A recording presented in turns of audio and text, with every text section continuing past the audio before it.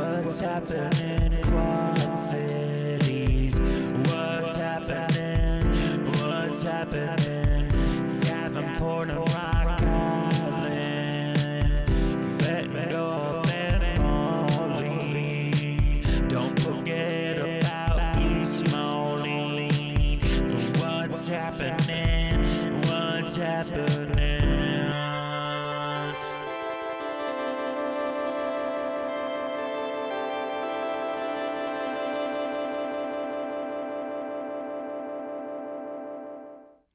Hey everyone, welcome to a new episode of What's Happening QC, sponsored by Seifert Building Supplies.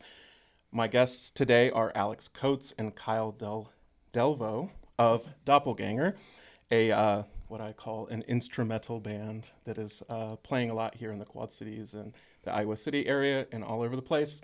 And I'm really looking forward to having a chat with you guys today. Yeah, thanks for having us. Of course. Good to be here. So let's start with a little bit of the background about Doppelganger and how did y'all meet?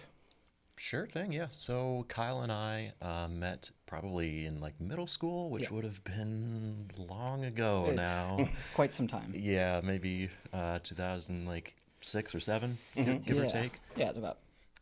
I'm not doing the math. Yeah, whatever. And so, we just kind of got together. We both found out we really liked similar music, and then we decided to try and do the talent show at the middle school together, and just kept playing together ever since. And, That's awesome. Yeah. So how did you guys get started on your instruments? Is there a family member that said, here, let's learn the bass? Yeah, so no, my siblings and I all started with piano lessons growing up, and it was good learning experience, but I quit that as soon as I possibly could. And my older brother actually learned electric guitar about a year prior, and I wanted to kind of follow him, but I didn't want to follow the exact same, so bass just kind of stuck out. Right. I'm not a huge fan of the spotlight whenever I can help it, so for me that was kind of the perfect spot. Well, you are in a trio, and so it's kind of hard to avoid that. Yes, right? Yeah. Yep. Well, Alex, how about you? How did you get on the guitar? So I started playing guitar when I was 11, I think. And so I wanted to play drums in the school band. Okay. It was transitioning from elementary to middle school. And the band director comes into the elementary school and shows us, hey, you can play all these instruments. I wanted to play drums. Right. And they kind of told me no, because I had to have piano experience already. Right. So I was like, you know what, I asked my parents for a guitar for Christmas, and they got me one, thankfully. And we'll start there. And then, they quickly got me on lessons right after, and just been sticking with it ever since. Awesome. I'm hoping there are a couple gearheads in my audience. So what was your first guitar? It was a Lion by Washburn. It was like a starter pack, Strat pack that you can get with I think my parents must have gotten at Target or something like Awesome. that. But yeah, just a little black and white Strat. Very good. Yeah. How about your bass? Yeah, my first one was, I don't even know the model, but it was a Yamaha. It was part of a package the deal. YHR series or something like Yeah, that. I think with a cheap little amp and gig bag, it was $120 for everything. So it was about as cheap of a bass as I could get. That's awesome. That's all you need. But it worked. So let's, we're going to dig a lot more into this in the second half of the show, but give us the 2-minute story about how, Doppelganger started and how things have progressed for you guys so far. Yeah. It kind of started, I guess, back in when we were playing talent shows together. Then we played talent shows all through high school, had various different members and drummers. And after high school, we started Doppelganger with his older brother. And for a while, his older brother was doing vocals for us. Okay. We put out an EP and an album with that lineup. And a couple of years go by, lineup changes happen, and started doing an instrumental project, changing everything over to just instrumental. In 2020, we put out a self-titled album, and since then we've just been working on the same genre, instrumental, metal, essentially, and just been putting out singles, and up to now we're working on another album, and we're gonna see where that goes. But that's kind of the quick little brief. Very good. Yeah. Well, I have a ton more questions, and we're going to share a bunch of terrible show stories, great show stories, what it's like to play on the road. And we're going to do that after this message. What's Happening, Quad Cities is made possible by support from Seifert Building Supplies. inviting their homeowners and contractors to take their projects to the next level. Learn more at seifertlumber.com. So, you guys, you're now working on a new album. Where do you do your recording? I know that it's when I played in bands, you guys brought up a year earlier, and it's like that's when I graduated from my master's degree. But anyway, I started playing in bands in like 1995. Cool. And the first band that I played in, we record on like a little 3-track tape recorder. Yep. And like, you know, that had all of its fun problem solving. You're like, how many instruments can we fit on one track? And all this kind of stuff. And then obviously you had like the last one, you had to leave one completely open for like vocals. So it's like you really only had two tracks to work with. And then, you know, I think once, you know, I was in high school, that's when people started to get a little bit of the capabilities to start doing some home production. And I imagine that has a large part in what you guys do. So tell me a little bit about what your guys' recording and writing process is. Yeah, so starting out, I think when we were in middle school or early high school, we recorded onto I think it was a Digitech pedal. Yeah. Just onto one of our personal laptops. And I'm sure there was a way we could have better utilized that pedal, but being beginners just starting out, we recorded one thing at a time and kind of built. Right. And then, yeah, we've done a lot of recording, just us in our own living spaces now, and it really lends nicely to our writing process. Yeah, it's absolutely spoiled at this point that we can record at home and have unlimited amount of tracks, you know, on essentially free recording software that we use as well. We use Reaper to record with. And yeah, it's pretty much just we will record our demos ourselves in our homes. We'll send it to each other and kind of work that way. We'll be like, hey, I've got this riff idea. What do you think about it? Or I've got this half of a song. What do you think about it? Where should it go? And then we'll just kind of piece things together, especially since we live an hour apart now. It's just easiest to send things to each other online. Right. But yeah, guitar gear anyway. I've got a Neural, the Quad Cortex by Neural DSP, and that's what we both run when we're playing live, and it's what I record with at home as well. And then once we get our demos and stuff recorded, we send it off to our mixing engineer. He lives in Ohio. Nice. His name is Nick Riggs. He's a absolute madman at mixing. So he is a great guy to work with. And then for drums, it kind of depends. Sometimes we'll have drums programmed. On the album we did in 2020, they were all actually recorded in studio. But yeah, for our latest singles, we've been doing programming drums. And I've had a couple professional drummers program drums for us so that it's not just a non-drummer trying to make drum parts. And the parts somehow come out sounding impossible to actually be played. Yeah. It's like I was in the era in which like people started to transition into program drums, and it was always like us fighting over whether we thought the double bass was real or not. Oh yeah. That is a constant thing to this day. Right. Yeah. And I remember there was this band called As Blood Runs Black. They had this like ridiculous double bass. I know exactly what song you're talking about too. And I saw the video and I saw them live, and the dude straight up really does it. So I mean, that's pretty impressive. And you know, I never saw anybody do double bass or like that rhythm with like a single pedal doing like the heel stuff. So I know drummers, man. Yeah.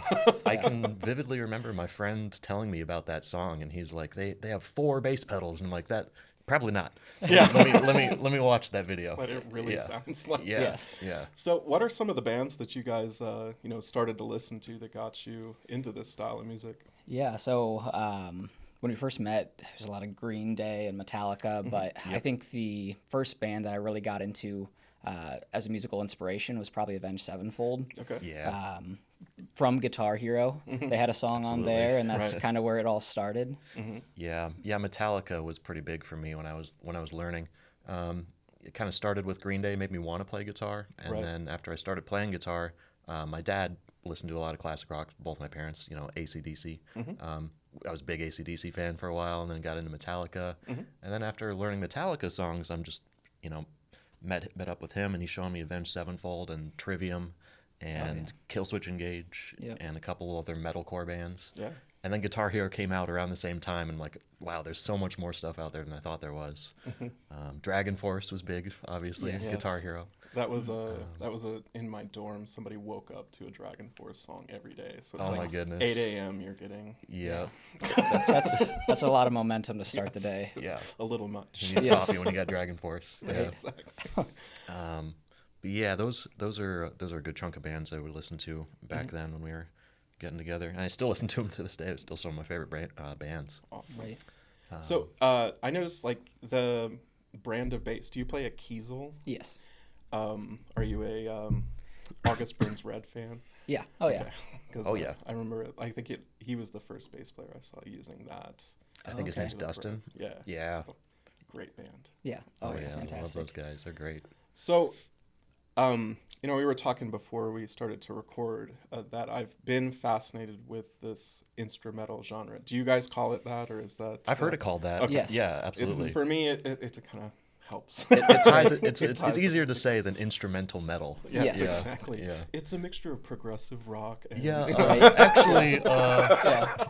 So, a thing that fascinates me about it, and we were talking earlier that, being a classical musician and playing composed music, like reading music, but also playing, long form music that has thematic stuff that comes back and changes and that you can hold the interest, or the great composers can hold the interest of an audience by, taking them through this kind of weaving forest of Yeah. music. And I really like this genre because there's so much overlap between my two worlds, which was I always grew up playing in bands and all that kind of stuff. But then, I have band practice on Sunday, and then on Monday I'm going to take my French horn lesson, and then Tuesday I have Sure. youth orchestra, Wednesday another band practice, shows on Friday. Yeah. And so, but those things always seemed like separate. Sure. Right? Yeah. And then this kind of attracted me through the artist Pliny, who I got to meet in LA awesome. about 8 years ago. It was at a guitar center. sweet. Serendipitous. I was there for another reason, and then I was like just gonna see if there was a show one night, and it came Oh, up yeah. that he was doing like a guitar demo at a guitar center in Pasadena. Oh, that's awesome. So anyway, I got to chat with him and all that kind of stuff, and he talks a little bit about like how he does some notated work. Yeah. I know that he has some really kind of fun things that he uses. Like there's one song that I think he used his credit card numbers Oh, for interesting. like where the actual like For the rhythm. accents are on those particular beats Yeah. throughout, Oh, stuff that's like fun. that. So talk to me about your guys' transition from writing music that had a singer. How do you approach this? Because I got to see you guys live. Yeah. What was that, 2 weeks ago now? Yeah. And like your guys' shows, I think a band within this genre could very easily be boring, Sure. but you guys are definitely not boring. So like, Thank you. how do you guys approach that? Because it is something you probably have to keep in mind. Oh yeah. Yeah. Yeah, absolutely. I guess it kind of is when you take away the vocals, there's an empty space that needs to be filled, and for the most part, I kind of throw in some lead guitar parts to fill that void. Right. And it'll usually kind of take the place of a vocal melody, almost like we have a chorus that's a guitar instead of a singer. Right. And we'll bring that part back to be, give people an idea of, hey, here's that part earlier. Like, Right. Make sure that it's cohesive. But yeah, we had to fill a lot of room with synthesizers. We have a lot of synthesizer programming that Kyle does a lot of. And then, adding more lead layers essentially kind of made up for the lack of vocals, I think. But structurally, they're still very similar to a lot of metalcore bands, but just with more like lead work, I would say. Yeah, definitely. It wasn't a huge change switching from the vocals-oriented songwriting to what we do now, because, well, I shouldn't say vocal-oriented, because even then, we were guitar-oriented. We wrote guitars first, True. and Right. then everything else stacked on top of Yeah. it. Yeah. So I think the biggest adjustment is, at that time, for sake of not being boring, we wrote kind of more progressive song structures. So since then, we've kind of fallen back a little bit to where it's, we don't need to go to 7/4 and then Right. this one really cool riff only plays once. Right. So it makes it easier too, being able to come back around and Yeah. if we are playing a chorus or something that's played for a second time, you know, introducing a second lead or talking about how we can make it sound a little bit different, and not just be, oh, it's this again. Yeah, instead of just copying and pasting the same exact section and repeating it after a verse happens, like here's the chorus, and then we'll paste it over here. We'll have the chorus happen, but it might be, oh, it's the chorus, but the drums are doing a slightly different beat, or there's now a synthesizer on top of the chorus.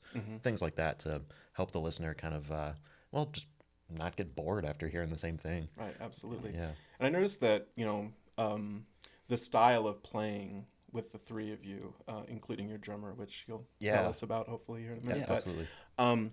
You're all very active. Like your parts are very active. And like, I mean, you play a lot of notes for a bass player. I do. I sure do. Yeah. It's my fault. It is completely his fault. Yeah. I maintain that I would have plateaued a long time ago. If he didn't keep making you get better. Yeah. He'll keep sending me stuff, and almost every time it's like, I don't know why you do this to us. Hey, somebody's got to do it. Somebody's got to do it. You ever heard about the root note? What if we stay with that for a bit? Yeah. Well, hey, you know. Exactly. You can play the root note. I can, but I don't. It does get boring. Yeah.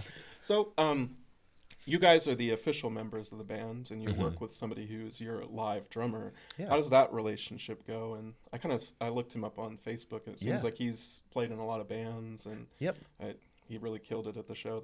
He's incredible. So tell us about him. Tim Gorman lives in Michigan, and he's like 23 years old, absolutely monster of a drummer. I think he's been playing since he was like 3, if I remember correctly, is what he told me. And he's just super, super skilled and talented. He's played in a lot of local bands in his area and done, I think he told me he's done 1 tour before. And then, so crazy story about Tim. I met him last year for the first time. There's a band from Minneapolis called By the Thousands that asked Doppelganger to come on a 4-day-long run with them. And last year, sadly, Kyle had some health issues, couldn't make the shows. And so I go out and meet Tim the first day. The first day I met him, we practiced together, and he played the set, just nailed it. Yeah. Wow. It was the day before these 4 days. And then so we go out and play 4 shows in a row together, and he just kills it every single time. So it's like, people are asking us, hey man, how long have you guys played together? And I was like, it's been 2 days. Yesterday. Yeah. Wow. So Tim is an absolute monster. Can't say enough good things about him. And we're really lucky to be able to work with him. And he is just a great dude. Yeah, so with, you know, you guys being an hour apart, and then he's in Michigan. Yeah. How do you guys bring it all together when it's time to go play live? Well, he does a lot of it, I think, by ear. Yeah. We'll have songs that have drums already written. And, you know, when we first, I think you reached out to him on Instagram or something like that, because you were friends, and sent him over, I think, the idea and the proposal of how would you like to fill in and play some shows with us. And I think it was it the same day? The timing was pretty crazy because, I asked him if he would be down to do it, and then he said yes, and he sent me a song, the whole I Was God Once is a song that we have, and he covered that by the time my shift was done at work, he sent me a video of it, and I was like, oh my God. The same day. Yeah. And it was good. It was perfect. Yeah, he nailed it.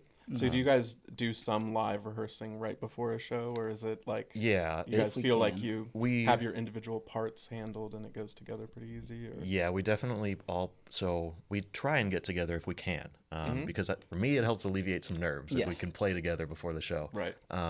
We play to a click track, so we all listen to the click track and we listen to the set list and play along to it at home, and then when we get together we just essentially just play our parts, and it always seems to work out. So far, so good. Yeah.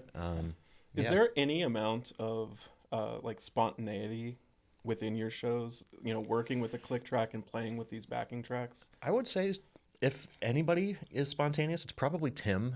Tim definitely will throw in some new fills every now and then and kind of change things up.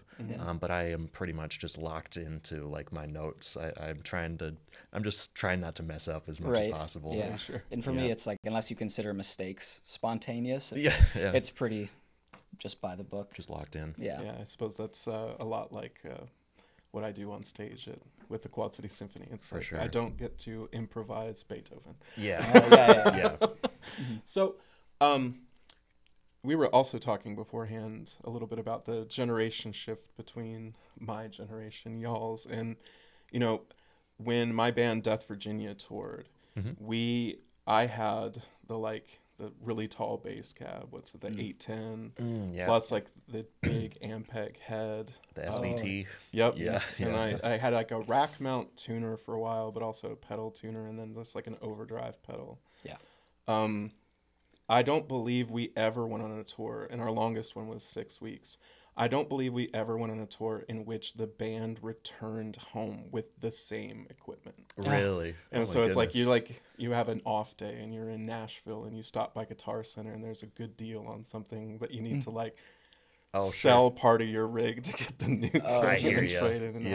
And we had orange amps were huge. One of our guitar players was really obsessed with a brand called Hughes and Kettner. Oh yeah, they're still around. Yeah. Absolutely. And so amps and cabs and all that kind of stuff were a huge part of a band building their live sound. Like a 5150 PV head sounds so different from everything else, and it's to me like one of the heaviest sounding. I'm amps. using a model of the 5150. Oh, that's great. In my And I think my first band, our guitar player had those blue Voodoos. I think was that Crate that made those. Yes, that was great. Yeah. So anyway, gear in terms of like physical gear. When we toured, 15-passenger van, big trailer.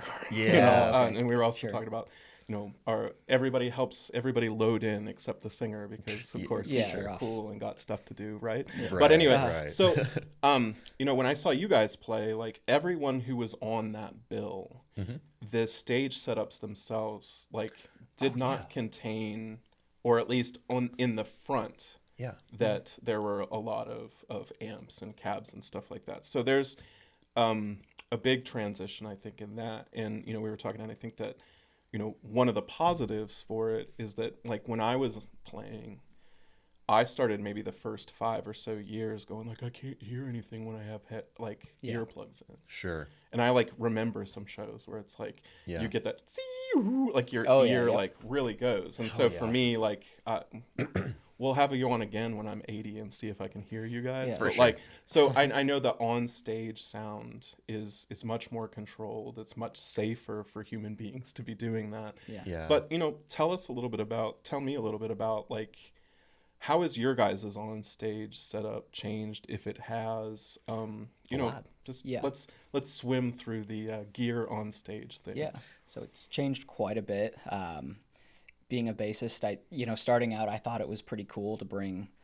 I had a 2x15 or 15x2. I don't know how those dimensions go anymore. There were two 15-inch speakers. And then I had a big head with like a rack mount tuner, a couple distortion pedals, compressor, things like that. Right. And I also had a 8x10 dummy cab that I would carry with. And just for show. Yeah, just because it looked cool to have that balance on right and left side. Because we had 2 guitarists at that time too, so it looked cool. It was all right for the short term, but then you play a couple basement shows, you play a couple second floor shows where you're taking it up the stairs, and it's like there's got to be an easier way. Yeah, right. I'm getting sick of this pretty quick, and now we've got it pretty well streamlined.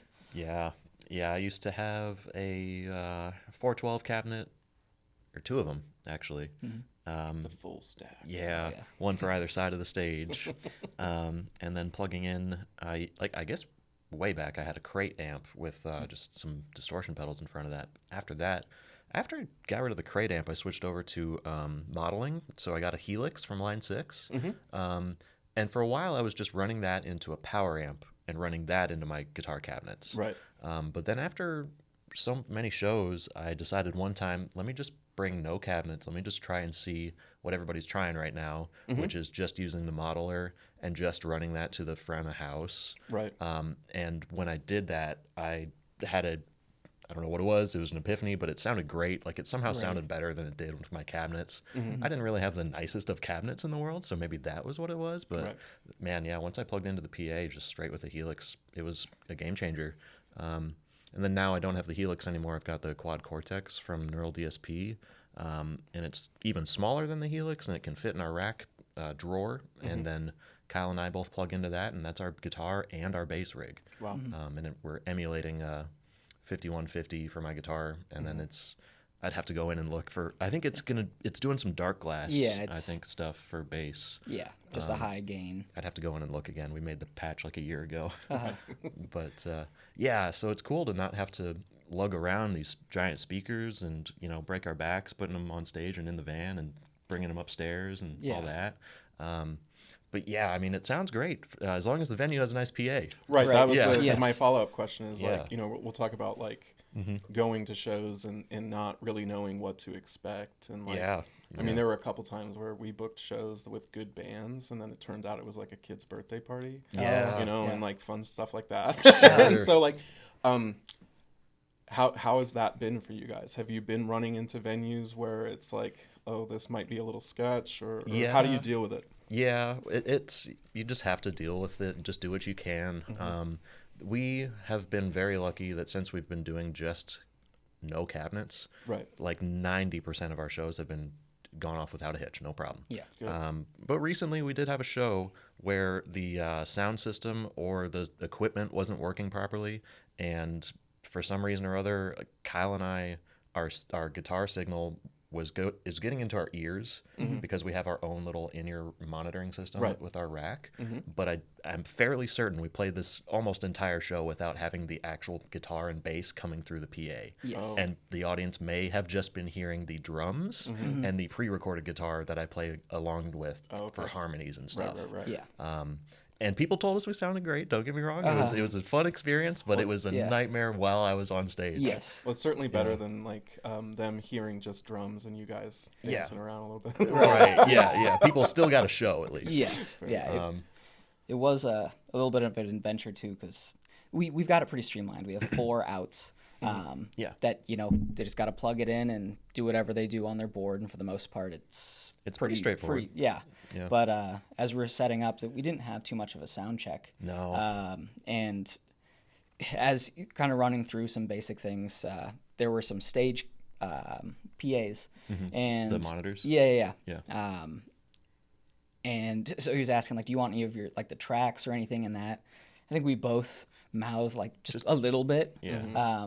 And I think by a little It's got a bit, blaring. that was interpreted as loud as possible. Yeah. So as we were playing, like, we don't really need stage sound because we've got it in our in-ears. Right. Yeah. But it was so loud that there were times where I'd have to step out to one side or another because I'm getting blasted by so much sound I can't hear myself standing in like a reasonable position on stage. Right. Well, With it was in-ear monitors. And... Yes, exactly. Yeah, and I was cranked all the way up as loud as I could go. Wow. I don't know what happened that night, if there was some bad power at the stage or something, but also our in-ears were fading in and out. Our drummer, Tim, he told us afterwards he really couldn't hear the click track whatsoever when we were playing. So we were kind of lucky that those monitors were blaring because he was using the monitors just to play along to. Right. Because he couldn't hear anything else. Wow. So yeah, I mean, Kind of worked out. I mean, he nailed it. Yes, he did. He's incredible. Like I wouldn't be able to do that. Oh, no. Yeah. So A lot of pressure on a drummer, that's for sure. no doubt. Yeah. Let's talk a little bit about like what the business is like for you guys. What would be a dream for you guys in terms of taking this project to a certain level? Yeah. I mean, the dream is being able to, if we could get on tour consistently, sell enough T-shirts and make enough money to make a living. Like me personally, I work at Best Buy, and if I can make as much money as I make at Best Buy playing music, that is the dream for me. Like if I could just get by playing music, that'd be a dream. Yeah. Absolutely. Slowly but surely working towards it. It's been been lucky enough to be endorsed by my favorite guitar brand along the way, Kiesel Guitars. Couple String Joy has given me some strings and things like that, and I've gotten to work with some pretty popular artists. But yeah, the music industry is interesting, that's for sure. It's just taking it one day at a time, trying to make progress. Yeah. So I'll quit sharing my old timer stories. No, please do. Yeah, go for it. So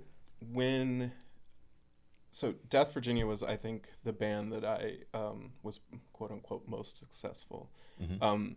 Because we were in college and we could actually go and do things. It's when you're in high school, you like where I was from, like we took it as far as we could, which is like we had like 3 good scenes in the state of West Virginia and we play shows there, but in terms of like, Dad's not going to take us on a 3-week tour, nor is a band going to take 16-year-olds on a 3-week tour generally. Yes. So You know, when I was started with Death Virginia, the metric that everybody was using at that time to get some kind of tour management was MySpace plays. Oh yeah, absolutely. And so like, you know, our MySpace page, like we had parties at our house where everybody would bring their laptops over and we would just go through MySpace and look for people. And like if they looked like, or their profile looked like they might like what we were doing, like we would friend request them and then hopefully get some plays out of it. So it's like, you know, I'm sure that there's computer programs that can help you do that now. But like, you know, we were just straight up doing it by hand. Yeah. And then, you know, also really mattered like who you recorded with. Sure. And so, you know, we were really lucky that we got to go and record in Connellsville, Indiana with Joey Sturgis. Oh, that's cool. awesome. Yeah, you know, who did all the early Devil Wears Prada. Yeah, he's still kicking it. Oh, yeah. Yeah, absolutely. Now I see that he does a lot of modeling packs and stuff like that he's doing. And like we recorded our album the week after We Came as Romans did their first one. Oh, cool. And all this kind of stuff. So, all right, right on. So that's what we tried to use to leverage to get shows. And it's like even then, like when we had there was this booking agency that booked like grindcore bands and called BA Booking. And they're like, we won't even talk to you until you have like 30,000 plays on MySpace or something like that. And so like we were like headed towards that. But so even when you get to that point and you're getting like a 6-week tour with 50% of the shows are solid, the other 50% you're probably booking yourself to get from one place to the other. And for us, it was like always kind of a struggle. Yeah. Because like, you know, when you're talking about showing up and finding a PA that's not going to really work for you guys, like for us, we would just show up to shows that, you know, the money that they said that we would get wasn't there. The people that they say would be there weren't there. And, you know, like one of the worst ones for me was we showed up to someplace in Kentucky. And this kid booked, I don't know if you guys know this band, but Gorilla Biscuits was a really old school punk band. That sounds really familiar. That then the singer then did a band called Rival Schools. I don't know if you know that one, but anyway, it's like punk into more like indie rock kind of stuff. And so like for us, this is like legendary. It's like getting booked on a show with like Minor Threat or something like that. Yeah. And so we're like, damn, this is gonna be really great. Cool show. Yeah. And we showed up and the address was this kid's house. Okay. And there was like a tent set up in his driveway. All right. And like just like a rented PA from like the music store or whatever. And that wasn't even the worst part. And it's outside in the middle of the summer, hot as heck. Yeah. The worst part was that the kid and his mom knew about it, but the dad didn't. Oh no. And the dad was like a shift worker and he came home mid-afternoon and there's like a bunch of like random kids just hanging out in their house. And he's like, the line was, it's funny, we talk about this to this day. He's like, yeah, well, guys, I'm gonna need you to get up on out of here because, you know, I just got off work and I want to watch TV without y'all in my house. And so like we ended up having to like just chill in the van for the rest of the day and then played this show. And it like that's insane. It turned out to be okay, but it was like just those awkward moments where you're like That's you're so just funny. running around the country asking for people to take care of you. Basically, essentially, yeah. So what's your guys' worst tour story? I mean, first off the top of my head is when we first started playing shows, we were both 18, and we had a show out in kind of the Chicago area. Yeah. And so we were prepping all day. I think we even got together to practice ahead of time. We loaded up. We drove the 3 hours or whatever to get over there.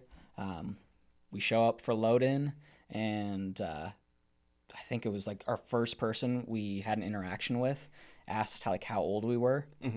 And it was a bar venue. And right. Now I know the story. And so we're like 18, but you know, we're part of the band. Like, we're not going to be drinking or anything like that. And I guess this bar had just been like dinged for serving minors in the last like week or two. Yeah. So they're like, remember that. I'm sorry, you guys just can't even come in. Yeah, we weren't even allowed. Yeah, that was so crazy. So we just turned around, and I don't even think we had loaded out of our vehicle No, we were just trying to walk in and see what the venue was like. Yeah. And then they stopped us and they're like, "How old are you guys?" Young men. yet. Yeah. So then we drove on home. Yeah, that was fantastic. Right. Yeah. Good It was just Lord. like it was basically just a bunch of local bands playing a show. Yeah. But they probably should have asked us how old we were. Right. Right, yeah. I guess. What's the furthest you guys have gone for a show at this point? I think the farthest we've gone was Fargo, North Dakota. It's like an 8 or 9 hour drive, give or take. That was Kyle wasn't there, but that was last year. It was just me and Tim. And once again, I met Tim like the day beforehand, and then we're in the van for 8 hours to go to North Dakota. Yeah. Some good windshield time to get to know each other. Absolutely. But We drove 12 hours to upstate New York from Morgantown, West Virginia. okay, yeah. Because again, it was like in that time where you just want to play with good bands. Yeah, It's like absolutely. that show had a band called Amir on it. Oh yeah. Yeah. And so anyway, we were like, oh, we gotta play with the Amir. We gotta play with Amir. It's great. Sure thing, yeah. So we drive up there, and the kid promises up the gas money and all this kind of stuff. And we get there, we do the show. Yeah. The biggest mistake that we made was not understanding how like power breakers work. Oh. And so like this was like, we need to have like stage lights. So we like took these giant floods with us. What happened? Okay. And then we have a guy in the back who's doing like with the power strip, like No turning them way. on and Okay. off. And then we tripped the breaker 3 times during our gosh. set, and it was like it mattered so much to us that we tried it 2 more times in the set. And That's it's like, so okay, funny. no more lights. But That is so the funny. worst part of that story was I had finals the next day, and the kid was like, the show didn't do as well as we thought, so there's no money. And our guitar player is like, I think the statute of limitations is now passed, but our guitar player is like, we're getting in the van. You're coming with us, and we're gonna go get some money out of the ATM. Yeah, that's what you gotta do sometimes. So we drove the Yeah. kid to the ATM, and we got $100 for her gas. But Yeah. it's like, Yeah, man. gosh, You got to do something. You can't just bail out on the whole Right. thing. 100%. So Yeah. That reminds a lot of there's a show we played, and it was actually one we put on, and we had all these great like aspirations for what the show was going to do and for the local community, and we partnered with a local promoter Right. who was going to front a lot of the costs for like paying for the headlining bands and things like that. Yeah. And the show itself was pretty good. We put on like almost a festival lineup where I think there were It's like an all-day 8 event. or 10 bands that Cool. played, probably even more than that.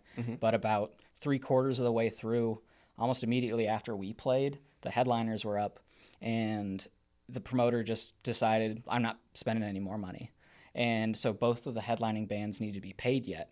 Oh, boy. And so then there was just the stress of, well, what are we going to do here? And I think Right. between the 6 band members we had at the time, we just each paid out like much $200 you a could. piece just to be like, I'm sorry, guys. Like, you drove all the way here. The promoter didn't even tell us, no, we're not paying it. He just left the Yeah, venue. he just gone. We had to get a hold of him again somehow. Right.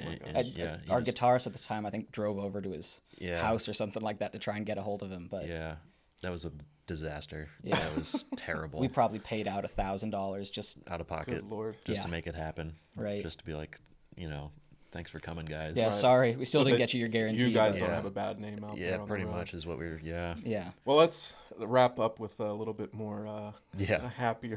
Sure, happier sure. memories. Absolutely. So I've now seen 2 shows at the Capitol Theater, and one of them was your guys's. Let's localize it a little bit. Tell what was your experience playing at the Capitol? What's it like playing on that stage? All Oh those kinds of yeah, things. it was really cool. Yeah. I've seen a good handful of shows there. Some of my favorite bands are playing there, like Era and Devil Wears Prada, Yep. and a couple years ago I saw Silent Planet there. Oh, wow. And it was really cool to be on a stage that big. I think like Polaris was on that show too, or something. I think you like might that. be right. Yeah. Yeah. But Great, yeah, great bands. absolutely. It's really cool that theater is bringing so many metal shows through there, and Right. the fact that we were able to hop on one, we got asked to open. I was just like immediately, yes, Yeah, absolutely, we will do that. 100%. And I guess it was really cool. Just seeing the inner workings of that venue. The sound guys were great. You know, everybody working at the venue was great. Security even told us afterwards. It was like, just so you guys know, this was really fun working for you guys. I'm like, that's awesome. That's really It's fun working for you. Yeah. So everybody was super friendly to us, and yeah, we had a great crowd reaction. Met a lot of people. Met you there, you know. Yep. And yeah, it was a great time. It was a great time. Yeah, all in all, it was an amazing show. Like Alex was saying, that everyone that we interacted with that was a part of the Capitol Theater was so incredibly professional, and it just, you could tell there's a lot of moving pieces being a theater of that size and the amount of employees that are staffed out for it. But there was not a single hiccup. Everything went so smoothly because everybody's a professional and they know what to do. And it makes your lives so much nicer and allows you to actually focus on playing well. Yeah, it could have very easily been a very overwhelming show, but it wasn't at all, just because it was smooth. Yeah, Cool. Yeah. What was the interactions between the other bands like? Did you get to hang a little bit and do all that stuff? Yeah, during soundcheck, the guys in Hate Division were the other local band, and got to catch up with them. We've been playing shows with a couple of their members for years and years. Oh, yeah. Because they've got like their lineup is essentially a couple other bands that used to be around, and they kind of brought themselves together to form a new band. And then the guys in the Browning and the Defect were all extremely nice. Yeah, they were. I think his name's Johnny from the Browning. Yeah, he was super complimentary towards us, and he was telling Tim, that our drummer, he was like, as we were sound checking, Johnny was like kind of right behind Tim, and before we went on stage, he was like, just so you know, you sound amazing. You're gonna kill it tonight. I'm like, that's super cool to see. Don't take our drummer. Yeah. It's just, but really cool to see, you know, bands of that level, you know, going out of their way to talk to the opening bands and be friendly with us and everything 100%. Like that. So turns out we had a couple mutual friends too. So that's kind of cool. Great. Yeah. Well, hopefully that bears some more shows down. Yeah, I hope so. Oh, hope so. Yeah, like the Browning was really cool to watch. Yeah, it was a really fun absolutely. That one was, I was not familiar with them at all, but my friend who took me to the show really liked them, and so for sure. They're interesting. Just the amount of genre mashing within that band. The electronic influence is really big. A lot of like almost I don't know, like trap music in there. You know, like a mix between EDM and metal. Yeah, you know, 100%. Yeah, like rave music almost. Yeah. So yeah, they were really great, and also just like really cared about everybody having a good time. Yeah, absolutely. You know, but like not in a way where it's like everybody having a good time tonight. It's like you know, he was having fun, we were all having fun, and I think like I actually got into the pit for a minute. Oh, nice! It's been a long time. Yeah, all right. Were you the guy in the? Were you the guy in the unicorn costume? Yeah. No, but I wish I was. I got some really good pictures of that guy. Nice. But also, it was really fun to watch. And that's why I love like all ages shows. Is like you got to see like dads bringing kids and like a couple. One of those girls. One of the moms was like, "This is their first ever metal show, and they want a picture with you." And I'm like, "That's just so cool." Yeah, that's awesome. Really cool. Well, I saw like a dad taking his kid into the pit. Probably for the kid's first time. And I was like, let him go for a minute, then it starts to get a little hairy. Then you bring him right back. Pulls him back. So I don't know. It was just a fun experience. And, I look forward to going out to that venue again, and I hope I get to see you guys there again. Yeah, absolutely. Yeah. We'd be happy to play there. Yeah, anytime. I'll let them know because they come on my show a lot. Oh, hey, really? book Doppelganger. Yeah. We'll play. They said ahead of time. Don't even worry about the date. We'll play it. We'll just be there. Yeah. Well, thank you guys so much for stopping by today. Yeah, I've had a really great time talking with you, and I hope to have you on again sometime, maybe when that album finishes up. Absolutely. Yeah, definitely. Awesome. No, this has been fun. Well, thank you guys so much for listening to us, watching us on YouTube. I hope that you'll subscribe wherever you get your podcasts. Click the subscribe button on YouTube. And thank you so much to Seifert Building Supplies for sponsoring the show. And have a great weekend, everybody. So many things to say.